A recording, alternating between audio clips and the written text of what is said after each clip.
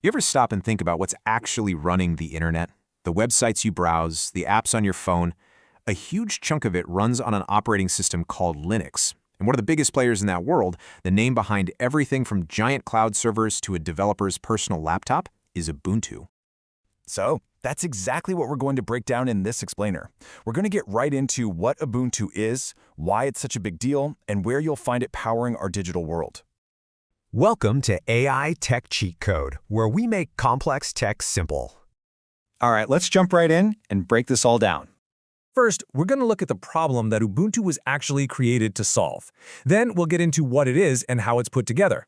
After that, we'll explore its massive real-world impact and finish out with a few common mistakes that you'll want to avoid. So, to really get why Ubuntu even exists, we first have to understand the world it entered, a world that was pretty much run by proprietary operating systems. And that leads to a really simple question, but it gets to the heart of the matter. Why do you have to pay for an OS like Windows or Mac OS? This really lays it all out. See, on one side you've got something like Windows. You buy a license, but the code is a closed-off black box. One company controls everything. And as you grow, your costs grow.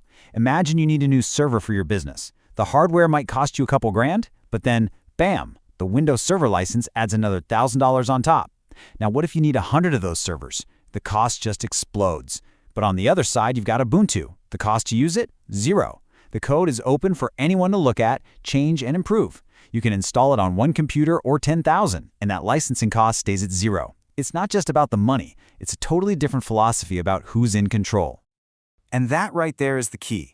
That old model created a massive need for something else, something that was just as powerful but was also free, transparent, and built by a global community instead of just one company. And for millions of people, that alternative is Ubuntu. So let's nail down what exactly it is. Okay, at its heart, Ubuntu is a completely free open-source operating system. It's what's known as a Linux distribution, which basically means it's built on the super solid foundation of the Linux kernel. It first came out way back in 2004 from a company called Canonical, and they had a really simple goal: make the power of Linux easy for regular people to use. This is the perfect way to think about it. If the Linux kernel is the raw, powerful engine, you can't really drive just an engine, right? A distribution like Ubuntu is the whole car. It's the engine, plus the dashboard, the seats, the wheels. It's all the software and the graphical interface that makes it a complete, usable car you can just get in and drive. So what made it take off? Well, first off, it's totally free. No strings attached. But it's way more than that. It's actually really user-friendly. The default desktop looks clean and modern. So if you're coming from Windows or a Mac, it feels surprisingly familiar. Security is also baked in from the very beginning, not just tacked on later. Plus, it's super lightweight. It can run smoothly on older computers that would struggle with other systems, basically bringing old hardware back to life. And maybe the biggest thing, it has this massive ecosystem of free software that's incredibly easy to install and manage. And this part is absolutely huge for businesses. Ubuntu has what they call long-term support, or LTS versions. This means you are guaranteed 5 years of free security updates and maintenance. For anyone running a critical server, that kind of long-term stability is everything. Okay, so we know what it is. Now let's pop the hood and see how this thing is actually built, to really understand its architecture. Now, this is where most beginners get confused. The idea of an operating system's layers sounds complicated, but it's actually pretty straightforward when you break it down. Let's just build it from the ground up. At the very bottom, you have your physical hardware, your computer. The first piece of software sitting right on top of that is the Linux kernel. That's the engine we talked about.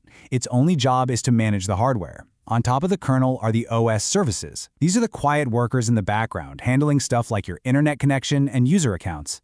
Next up, and this is a critical piece, is the package manager. In Ubuntu, it's called APT, and it's like a secure gatekeeper for all your software. And finally, at the very top, you have the applications you actually use every day, like your web browser or your Office software. So the reason this all matters is because this layered modular design is the secret to Ubuntu's incredible stability. Each piece has one specific job to do. That means if one of your applications crashes up at the top layer, it can't bring down the whole system. Everything else just keeps on running. Hey, if this is all clicking for you and you're finding it helpful, do me a favor and give this explainer a quick like. It really lets us know we're on the right track. All right, so we've covered the what and the how. Now for the fun part, the where. Where is Ubuntu actually being used out in the wild? And while you can totally run it on your own laptop, that's just the tip of the iceberg. Its biggest impact, by far, is in the professional world. As you can see, a massive slice is in servers and the cloud, followed by developers' desktops and all the modern DevOps stuff. So why do developers love it so much? It's simple, really. All the tools they use every single day, like Git for code, Docker, and VS Code, they just work perfectly on Ubuntu. Even better, a developer can set up their laptop to be an exact copy of the server their code will eventually run on. This gets rid of that classic developer nightmare. Well, it worked on my machine. Okay, now we're talking about Ubuntu's kingdom. A huge percentage of the public cloud runs on Ubuntu. When you rent a virtual private server, chances are the default option they offer you is Ubuntu. Why? Because it's efficient, so you get more bang for your buck on hardware. It's cost-effective since there's no license fee, and it's trusted for being absolutely rock solid, especially those LTS versions. And in the super fast world of modern software, where apps get built and deployed automatically, Ubuntu is the #1 choice. It's the perfect base for building those automated pipelines. It plays perfectly with tools like Docker and Kubernetes, which lets you package apps into tiny, portable containers. It's just the ideal, lightweight, and secure foundation for deploying modern applications. Okay, so let's say you're ready to give it a try. That's awesome. To help you get started, let's go over a few of the most common mistakes that trip up beginners. The first and by far the biggest mistake is trying to use Ubuntu exactly like you use Windows. It's a completely different philosophy. Here's the big lesson. You have to unlearn the Windows habit of going to a random website and downloading an installer file. In Ubuntu, you use the package manager, apt, to get software from trusted, central sources called repositories. Think of it like a secure app store for your entire system. It's way faster and much, much safer. Mistake number 2 is being scared of the terminal. You know what I'm talking about? That black box with the blinking cursor. I get it. It looks like something from a hacker movie. But here's the lesson.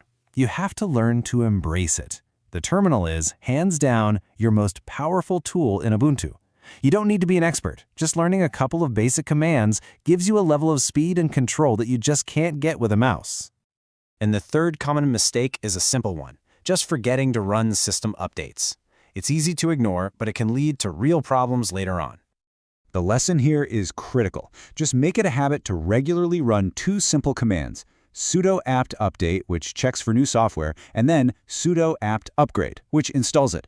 Doing this one thing will keep your computer secure, stable, and running on the latest and greatest software. All right, that was a lot of information. So let's boil it all down and do a quick final recap of the most important points. First, just remember that Ubuntu is a free, open-source operating system built on Linux. It's designed to be user-friendly and secure, which is why you see it everywhere from desktops to the cloud. Its layered design is what makes it so rock-solid and reliable. And really, at the end of the day, it's become a cornerstone of the entire modern internet. So now that you have a solid handle on Ubuntu, you might be wondering, well, what about all the other versions of Linux out there? That is a great question, and it's exactly what we're going to dive into in the next explainer, where we'll compare Ubuntu with other popular distributions. If you found this explainer useful and you learned something new, we'd really appreciate it if you'd subscribe and share it with someone else who might find it helpful. Thanks for your time.